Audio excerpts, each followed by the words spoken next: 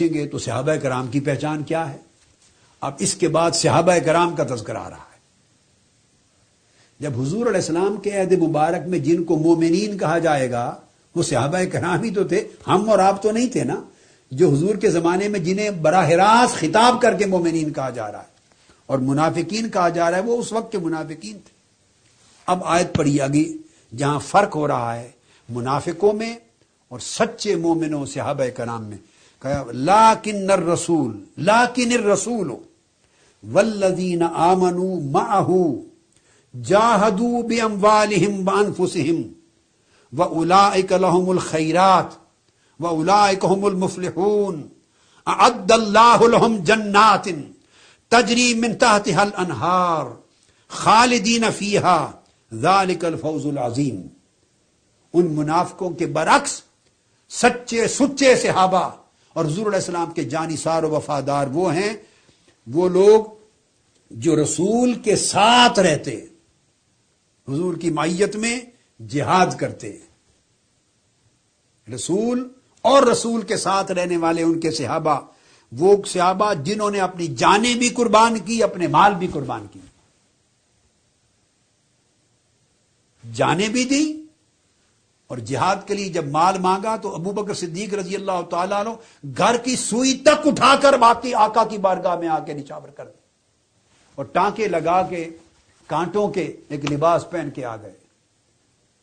غزوہ تبوک کے پورے لشکر کو سیدنا عثمان غنی نے مال سے نواز دیا، آدھا گھر کا پورا مال سیدنا فاروق اعظم نے حضور کے قدموں میں نچھاور کر دیا۔ قرآن نے کہا سچے مومن وہ ہیں جو ایک تو حضور کی صحابیت اور معیت میں رہتے ہیں، سنگت میں، اور پہچان یہ ہے کہ مال بھی قربان کرتے ہیں، جان بھی قربان کرتے ہیں۔ یہ وہ لوگ ہیں جن کو ساری خیریں مل گئی، خیر مل گئی، یہ فلاح پانے والے ہیں، ان کے لیے اللہ نے جنتیں تیار کی ہیں جن کے نیچے نہریں ہوں گی، اور یہ بہت بڑی کامیابی۔ یہ صحابہ کرام کی شان منافقین کے مقابلے میں قرآن لے آیا۔ پھر یہ آیت نمبر 89 تھی، پھر موازنے میں منافقین کا ذکر آیا۔ آپ دیکھتے آئیے قرآن کے اسلوب کو جا بجا کمپیریزن کر کے دکھا رہا ہے، اب پھر بھی ہمیں اگر سمجھنا آئے تو اس کا کوئی علاج نہیں۔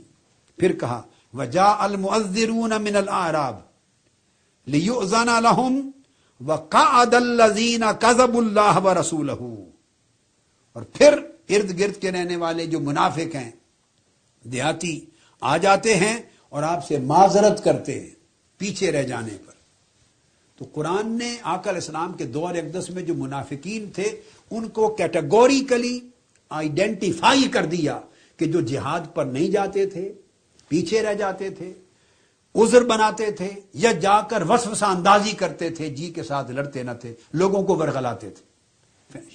یہ منافق تھے۔ یہ قرآن کا پیمانہ ہے۔ اور صحابہ کرام سارے کے سارے جان و مال لٹا کر صف اول میں جہاد کرنے والے تھے۔ یہ قرآن مجید نے ایک پیمانہ دے دیا۔ اب پھر آگے دوسرے مقام پر یہی حوالہ دیتے ہیں شیخ آیت اللہ طباطبائی۔ وہ کہتے ہیں کہ جن لوگوں نے آقا علیہ السلام کو پایا وہ کہتے ہیں کہ یہ اللہ پاک نے فرق کیا ہے۔ اب یہ آیت اللہ طباطبائی لکھتے ہیں صفحہ 360 پر، لیکن الرسول والذین آمنوا معہ جاہدوا باموالہم وانفسہم۔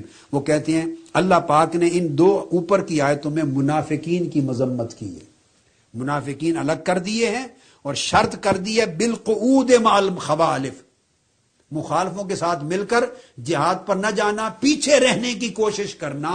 اس کے ساتھ اللہ نے منافقوں کو تعبیر کر دیا، ان کی علامت بیان کر دی اور ان کے دلوں پر مہر لگا دی۔ اور آیت اللہ طباطبائی لکھتے ہیں کہ اس کے برعکس آقا علیہ السلام کی ذات کا اللہ نے ذکر کیا، والذین آمنوا معہ، جو حضور کے ساتھ، والمراد بہم المؤمنون حقا الذین خلصت قلوبہم من رین النفاق بدلیل المقابلۃ مع المنافقین وماداہم بالجہاد باموالہم وانفسہم، اے انہم لم یردوا بالقعود ولم یطبع علی قلوبہم بل نالو سعادت الحیات والنور الہی۔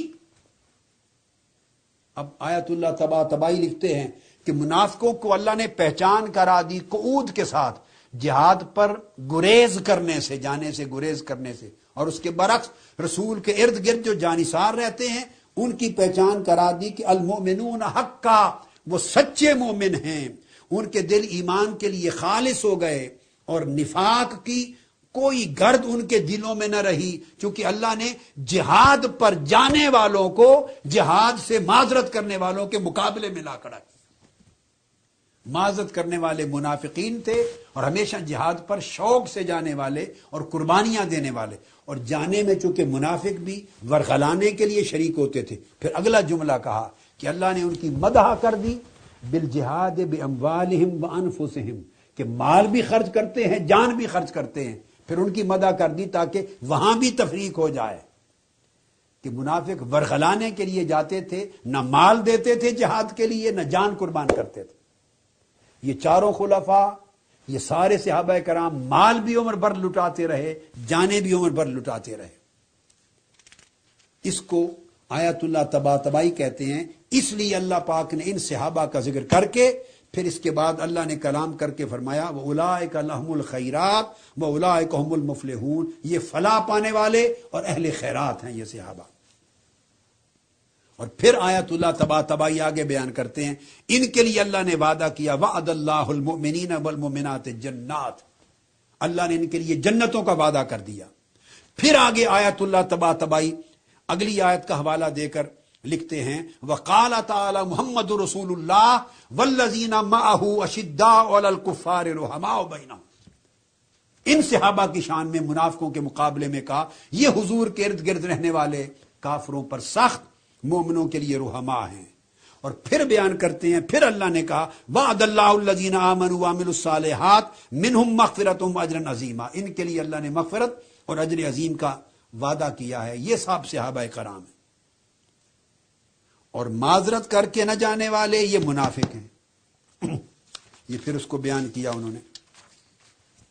پھر آیت اللہ طباطبائی آیت صفحہ نمبر 363 پر آگے بیان کرتے ہیں کہ منافقوں کی پھر یہ پہچان ہے کہ یعتذرون الیکم اذا رجعتم الیہم،